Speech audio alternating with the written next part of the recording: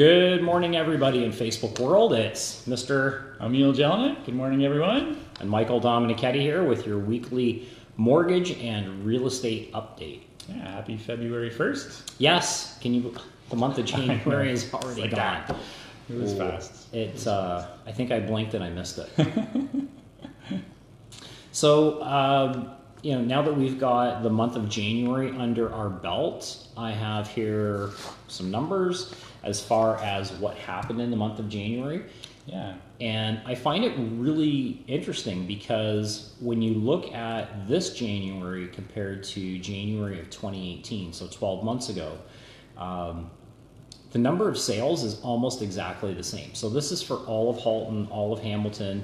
So it's a good population size so we can have some consistency. So last year there were 721 sales. Mm-hmm. This January was 715. So yeah, right. Pretty much the same, right? Yeah. What's interesting is last year the average price for January was $630, and this year the average sale price was $662. Yeah, which is a good increase. That's right? A good increase. So we're talking almost 5%. It's 4.75% increase. And the days on market was pretty much the same. 41 days on market last year was 42. So seems like we've stabilized a bit and come back to the norm of what we're used to, right? Right. So consistency. Consistency, yeah. I think we talked about this a couple of weeks ago when we had our last video. Yeah. And I kind of threw out a prediction there saying that I think what we're going to see this year is basically going to be a repeat of what we saw last year. And the way that we see January happening, it's kind of shaping up right? that way already, right? Yeah, so I was right. Let it be known. Let it be known, Michael was right. Please. I mean, I live with 3 ladies, so it's nice to be right once in a while. He doesn't get to be right. I don't get to be right to be right. Yeah, so what's happening with the mortgage industry? Yeah, so I think we missed a couple of weeks here. So a couple of weeks ago, there was a Bank of Canada announcement, and they maintained their rate, which is fantastic, and it was expected. People are still saying sort of the same that they were last time, and that they're going to be holding off with the rate increase, likely until the spring, and some are saying still that potentially it may not happen. Mm-hmm. So we'll monitor that going forward. I know I've been talking a lot about the fixed rates as well, and how the bond yield rates have come down quite a bit since November. From November right through to the beginning of January, they came down quite significantly, and then over the last few weeks they've basically plateaued, and so we're being fairly steady. I think yesterday was at 1.79. And so so we actually saw some rate drops from some of the banks last week, which is kind of what we were expecting. Not as much of a decrease as I expected. I suspect that there will be more decreases. The other thing is that they've kind of focused on their 5-year fixed rate. They've reduced that so that they can get some media attention and all that kind of stuff. But all the other terms seems to be working. Yeah, it seems to be working for sure. Yeah, the 1 to 4 year rates have all stayed, haven't changed a whole lot. So 5-year rates have gotten better, which is good, but the other ones have not. The other thing that we've seen is that a lot of lenders have actually decreased the spread on their variable rates. So where some of them might have been at prime -1, some of the lenders are going down to prime minus 0.75, and some of them even to prime minus 0.55. So the spread there isn't necessarily as great. Again, depends on lenders. Not every lender is doing that, but some of them are. So that's interesting. So with the gap between the fixed and the variable shrinking a little bit, it could be a good time to consider maybe if you've had a variable rate mortgage, like if your mortgage is coming due, you may want to consider. Or if you're doing a purchase or something like that, definitely something to look at, right? Something to look at the fixed rate versus the variable and see, because there's not as much of a spread anymore as there was. So definitely something to take a look at. Okay. It's interesting too. I've been seeing a lot of news media about the affordability, and we've been seeing it a lot, right?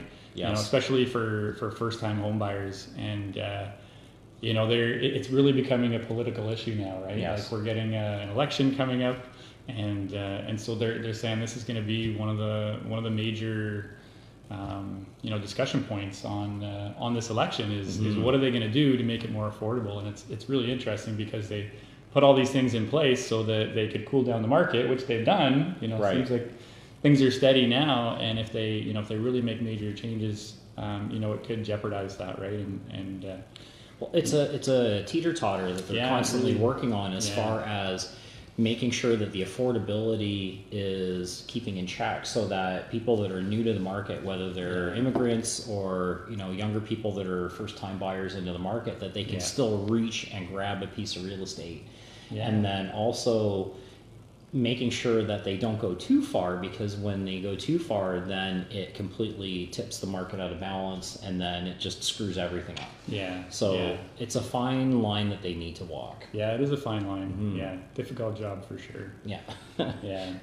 So we were chatting there for a couple of minutes about what's going on with the current real estate market, as far as we've got some numbers in January. And I was explaining a situation that we just ran into where there was a house in East Hamilton that was listed for sale, and it was a semi. It needed a little bit of work, and the open house they had Saturday and Sunday, they had 80 people through the open house on Saturday. Which is phenomenal. 80 people. Yeah, 80 people in one day. And then I was there on Sunday with clients, and there was literally a lineup of cars. Like, they needed cops directing traffic. It was that busy at the open house. So this place was priced at $350. Comparables kind of showed it really should have sold for around like maybe $375. There was some stuff that had been recently sold that was like $380. Ones that had been renovated were like $390, $395. So this place ended up selling with 12 offers and sold for $415. That's crazy, right? Which is nuts. So, and I was asking the question to Michael. Well, what's the magic formula, right? What's the magic formula that's going to get you the 80 people coming through your open house and the 12 offers, on the second day, sort of thing, right? Yeah, and it's funny. All the stars have to align, I think, is what we were. Yeah, it's not like there's a very specific recipe, because there's so many variables that are involved, and I kind of equate it to brewing a cup of coffee, because if you look at a cup of coffee, you've got, what kind of beans, where were the beans grown, what was the weather like when the beans were growing, how did the roaster process the beans, and then you've got the grind of the coffee, how hot is the water, how long was the brew cycle. Like, there's a lot of variables. Yeah. So making it's pretty much impossible to brew the exact same cup of coffee every single time. There's always going to be some margin of variability in there. And real estate's kind of the same way. Yeah, there are a ton of variables, right? And, it's, as we were discussing earlier, it's about doing as much as you can to, maximize your opportunity. But, there is some, at the end of the day, there's some luck as well, right? To have all the right buyers in the market, the correct buyers in the market, right? That's what we were talking about. So yeah, we do have variables that we can control. The one thing that we can control is the condition of the house, right? So we can paint, we can clean, we can stage, we can do landscaping. So we have control over that. Yeah. The other thing that we have control over is the marketing that we do as a realtor. So, putting it on Facebook and Google ads and, door knocking and phone calls and postcards and all that stuff, we have control over. Yes. And then the last thing is setting the price. So again, we have control over the price that we set. The one thing that we don't have control over, which is a major effect, is the buyers that come through the door. Yeah, that's right. This one, for example, that sold, it was listed at $350 and it sold for $415. That was last week. Well, we could put that exact same house on the market today, right? Same house, same product, same marketing, everything exactly the same. But the one person that paid $415 for that house is now out of the market. Yeah. They already bought a house. Well, what if the next offer was at $390? That's right. Right? Yeah. That's a $25,000 difference in the sale of a house, just because that one buyer is no longer in the market. So that's the wild card that we don't have control over. That's right. Yeah. So it is, you do everything that you can to maximize your opportunity, right? But at the end of the day, it does, some of it is luck, right? It's, who's out there and Exactly. Who's willing to make that higher offer, right? So Yeah, and it's interesting. I've seen properties that are very unique, or there's something very specific about them, like it's got an indoor pool or 3-car garage, because actually the one down the street's a great example. It's a bungalow with a 3-car garage, and when the house was built, it was built with 12-foot ceilings so they could put in a hoist. So they had the house on the market and they really struggled to sell it, and all of a sudden it sold, very, very quickly, because the guy that bought it, number one, it was in his price point.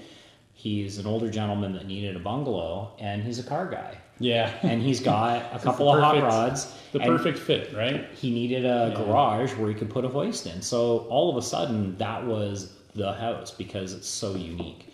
Yeah. And I wouldn't say price becomes totally irrelevant, but it kind of does, because how often do you find a bungalow with a 3-car garage with a hoist? Yeah, that's exactly right.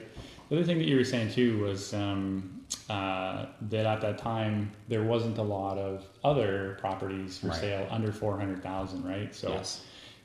Supply and demand at its finest. Yeah, supply and demand at its finest. And this is one thing to keep in mind, that if you do have some flexibility in terms of, when you're moving or when you're selling, that could be something that you could play to your advantage, right? It's not always the case. Sometimes you have kind of a deadline, but if you have some flexibility, you can kind of play it week to week, and okay, is this the right week to list it, or is next week the right week to list it? And you can say, well, look, there's no inventory right now. Let's do it now, right? Exactly, and that's a conversation we're having right now with a lot of our clients, because just for example, in Burlington, there's about 330 homes actively for sale. And it's very similar to what it was last year. And I know when we get into the spring and into the summer, that number is going to creep up to 400 to 500. We actually got into 600 homes for sale last summer. Yeah. So again, supply and demand. Yeah, supply and demand, right? Yeah. So is it a good time to list your house? I would say yes, depending on your very specific marketplace. Again, Hamilton, we're seeing multiple offers happening. We're starting to see people putting houses up and holding offers for 2, 3, 4, or 5 days. Yeah. And the strategy is actually working. So. Yeah, and with interest rates coming down as well, right? We're going to see more and more buyers come out. And I think like I said, bond yields are still low compared to what fixed rates are, and I really feel like the fixed rates are going to be coming down. They're just taking their sweet time. That's all. So coming into the spring, I think we're going to have it's going to be a busy market again.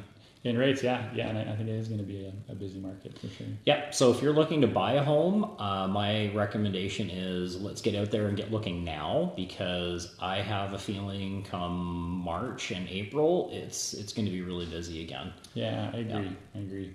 And I think you're going to see the government watching very, very closely what's going on with the real estate market as far as prices and availability in the marketplace. And don't be too surprised, in my opinion, if you see them making some minor corrections to make sure that things are kept in check. Yeah, absolutely. So get yourself pre-qualified. If you get qualified now, you can lock in your rate for 120 days. 120 days. So that will carry you through until May. Yeah. Which gives you ample time to make sure you've got the best rate possible. Yeah, absolutely. Yeah. All right. So there's your Friday update for the real estate and mortgage industries. And if you have any questions about mortgages or refinancing, you want to give this guy a call. Yeah, definitely give me a call, and we'll go over all your options, see what's best. And if you're looking for a realtor to help you out, sell your property, purchase property, Michael's your guy.